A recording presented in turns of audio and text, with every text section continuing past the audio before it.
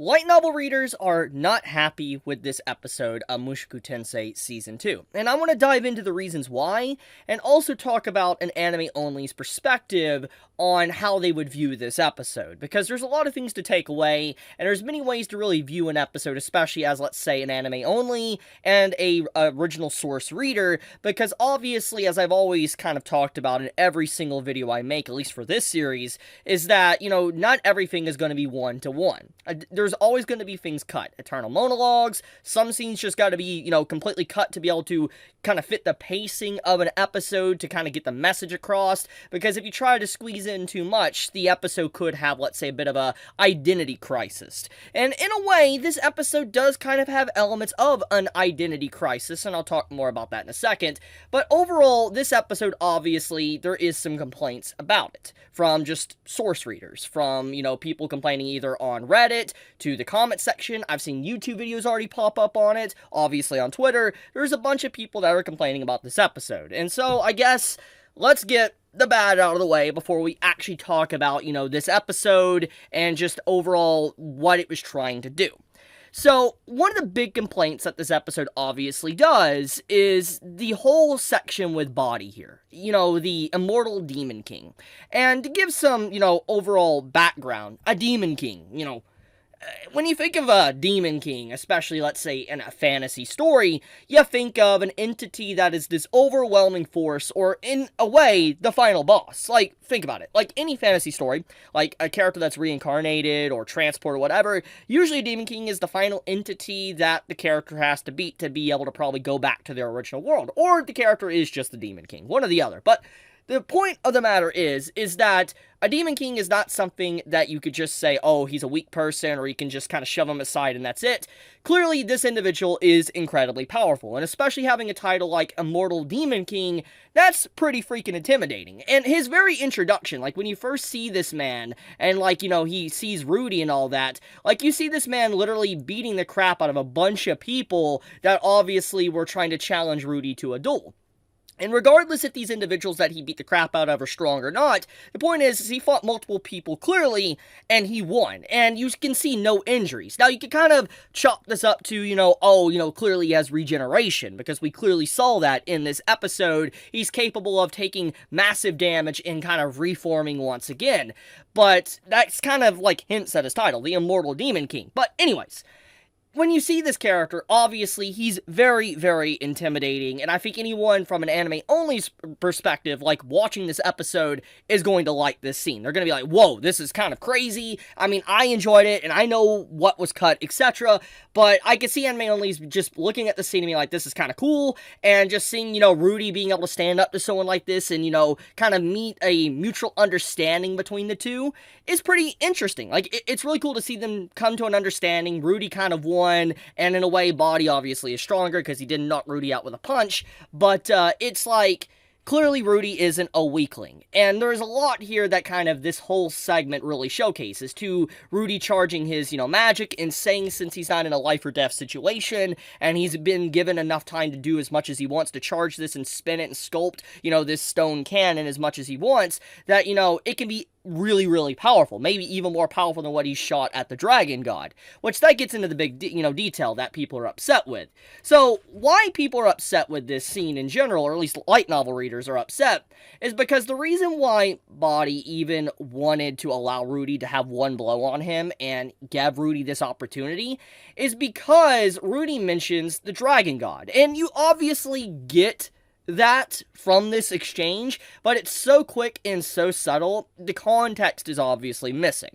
And basically, in this moment, in the light novel, Rudy basically tells, the story of what happened to him against, the Dragon God at the end of Season 1. That he almost died, and he even put a slight wound on his hand when he shot a stone cannon at him. And in that moment, Body, as a character, which we didn't get to see in this moment, this is the context that was removed, he seemed, shocked. He also seemed kind of spooked a little bit, or a little bit nervous to a degree, but at the same time, he was kind of excited, because it's did that really happen? And so in that moment, he takes Rudy very seriously. He kind of, drops the, clown act, so to speak, and he takes Rudy very seriously. He's like, okay, use that same move that you used against the Dragon God, and hit me. And if it's able to, like, land a blow on me and do damage to me, then, you know, I will say you have won. And if you can give, like, you know, a feeling of, like, oh, I can't beat you or something as well, you have won. That is kind of what Body says to, you know, Rudy in that moment. This is what happens in the light novel. But as I said, that context is completely removed in this scene, and you don't get that. All you know is that this man is just interested in Rudy because he knows that Rudy has a high magic pool, as he kind of talks about, you know, and Rudy clearly isn't aware of just how powerful he really can be, and he kind of wants to show Rudy that he is very strong, but at the same time also showing that he can be defeated pretty easily because, you know, he got punched by the man and knocked out instantly.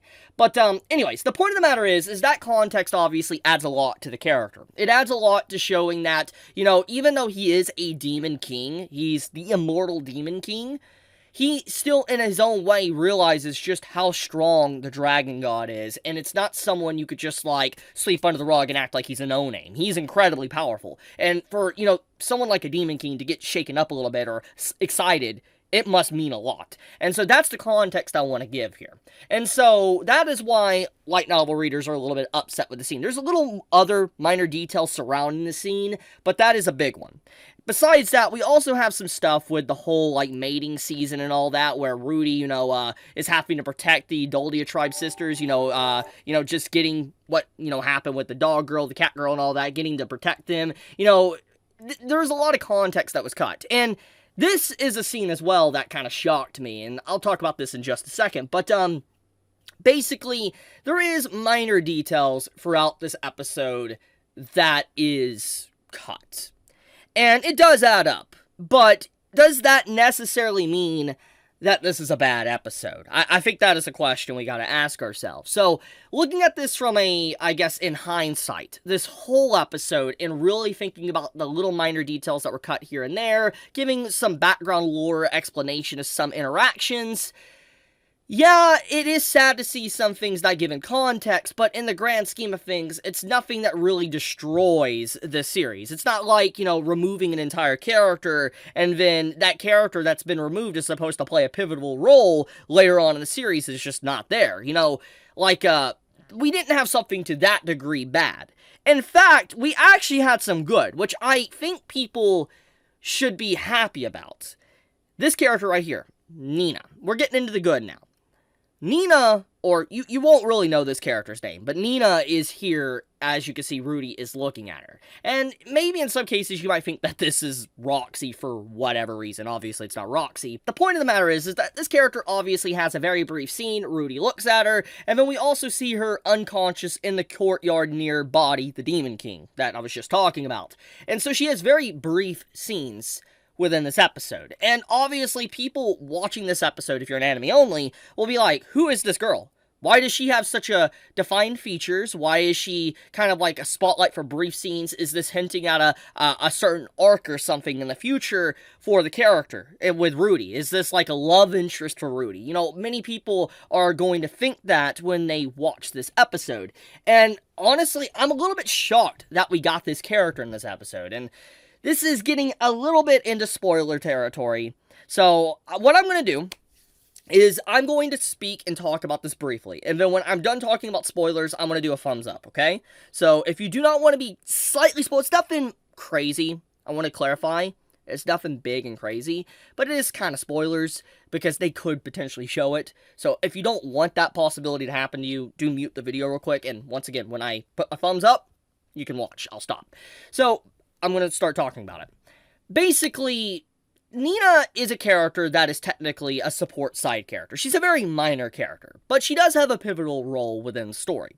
She is someone that actually, you know, trains with Eris. Yeah, that Eris. The Eris at the end of Season 1. You know, the character that, you know, Rudy traveled with, and the one that left him alone and isolated. Basically, Eris went to the sword god to learn how to use the sword better, get stronger, and she basically became a wild beast, so to speak. She's a beast that, you know, just only focuses on one thing, to get stronger, get better, and to be able to return to Rudy's side one day. That is her objective.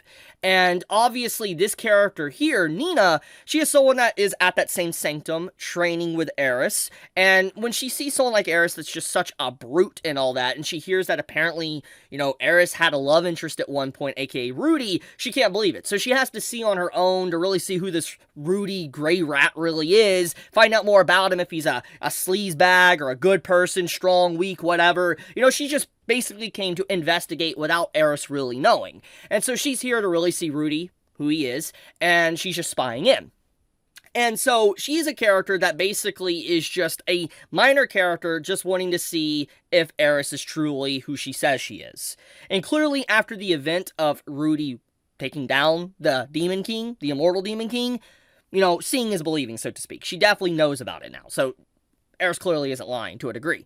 And what this implies is for them to kind of add in this scene, it means that they're going to potentially do a Eris POV. We've already had that in an OVA, but this means that we're probably going to get an Eris POV episode focusing on her adventures and what she's been doing and who Nina really is as a character. Because for them to even add this into this episode with all the stuff they kind of cut, for them to add her in shows that Eris is definitely going to get some spotlight very soon, or at least the beginning of the next core. And they're probably going to do maybe a flashback kind of just showing what Eris really has been up to for a very long time. Or maybe they might do an OVA, they might even, hell, make a movie of it, who knows. But the point of the matter is that it's very clear that this character, even if they're not important, for it to be added in, it does mean that there is some future things that they're going to do for Eris. So I'm looking forward to that. So, I just put a thumbs up. I apologize. That was a very long-winded little segment, but I needed to talk about it because I do think that, legitimately, this is an important scene. So, okay, let's talk about some other details. So, we have this stuff with Cliff and all that, and we got the stuff with, Elena, and okay, obviously, as I said, there's little things cut here and there that give context and all that. That is kind of roundabout explained if you really want to kind of look at it. But once again, this is coming from a guy that's read this in the novel, so I kind of already am able to piece things together and see it with the way they animate it. But at the same time, anyone that's anime only looking into this episode might be like, why is suddenly, like, Cliff so attached with, Elena? Why is Elena acting like she is and all that? All these different type of things. And just like, there's a lot here. Nothing too crazy, but there's some context here that, Cliff is supposed to be a part of a church. And, the whole element of what, Elena is as a person. We know she has a curse and she has to be with a bunch of people to not die, so to speak. That's a problem. Especially because Cliff, his religion is a religion that doesn't believe in, like, let's say, poly relationships or anything that, has multiple partners, so to speak, or, anything. You're supposed to have just one person, so that's, his faith, and it's a big part of their faith, and it kind of plays into Rudy's mother as well, which, this is not the time to talk about that topic, but the point is Cliff, obviously, he's a member of the church, and when you see someone like Elena, she is clearly completely against that doctrine, but it showcases that he's willing to work with her, and he actually really does come from a place special in his heart that he likes her, because she even says after this whole sequence that, she is trying her best to be better and all that, which shows that she does like Cliff to a degree. Whatever happened with their talks or whatever, there was a mutual understanding and bond that formed between the two, and it definitely, was special, because she's trying to be a better person, and Cliff is trying to work with her. So, it's a kind of, it's honestly a heartwarming scene. It really is. Because you would think that these two would be complete opposites, like oil and water, but they clearly obviously work together very well. Now, besides that, I think that overall the episode presented this very well. I don't think that anyone really is going to kind of get the misunderstanding with it, but that is something to talk about. Anyways, besides that, moving on to the other scenes. Oh yeah, by the way, take a look at the cat in the background. That's all I'm going to say. A little Easter egg for those. But, I think that this scene as well, I think there was some context removed here. Like, they were obviously beating the crap out of Cliff here, but Cliff does kind of explain after the scene, but it's not really kind of, like, fully dived into, and this is another minor scene kind of cut. these guys basically, before they walked off, they told Rudy, like, look, we weren't bullying this man. He basically started it with us. He started saying names, and we basically told him that, who Elena really was. She was someone that just goes around with everybody, has multiple people at once. They were just being honest with Cliff, and obviously Cliff didn't want to accept that, and then he picked a fight, and we know what happened. But even though he kind of briefly talked about it, the way this scene kind of still implies, it implies that these guys were just beating the crap out of him just to beat the crap out of him because they were jealous or something, that, Cliff wanted her to himself or something. That's kind of how you could kind of view these segments, but nothing too major. Like I said, nothing too big whatsoever. But also this kind of goes into the Cliff stuff with, like, how he's willing to sacrifice for her to be able to make her happy. That's a detail. So, overall, from the perspective of an anime only, and the identity of what this episode tried to, present, is it good? I think truly it is a good episode, even without some context to things. The only segment, legitimately, I think that was kind of off and didn't feel too good was the segment where it was mating season for, like, the beast tribes, and, Rudy obviously was the one stepping up and trying to protect them. Basically, it's a ritual every single year for the Doldia tribe, or any type of tribe, the Beastmen and all that, to, challenge, the suitors to be able to have their hand in marriage. And obviously, Rudy is basically the protector at this point, or the boss of them, and so if they beat him, they'll be able to have the right to have the two princesses. So, I don't think this was fully explained. This is the only segment of the episode I think could have done better. I think that the whole episode honestly kind of should have been dedicated to this.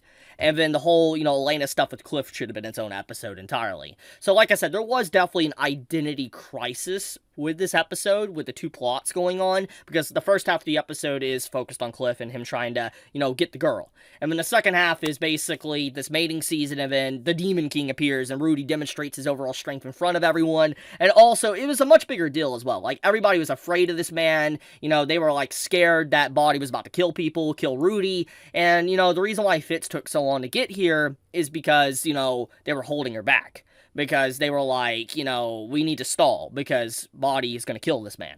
So, yeah, there's a lot. But, anyways, yeah, I know I've talked about a lot of negative when it comes to this, but legitimately, I enjoy this episode. This is a great episode. I just think that, once again, it's understandable why some source readers are upset with it. But I don't think it's bad. Legit. I don't think this is a bad episode. The only thing, I guess, would be the context with the Demon King. That's it. But besides that, nothing too bad. So I'm going to leave it at that. Thank you so much for watching. I'll see you guys next week. I can't wait to talk more about, Mushoku Tensei, because, like, some of these scenes are just absolutely incredible. I love these characters. But be safe, stay healthy. Chibi out.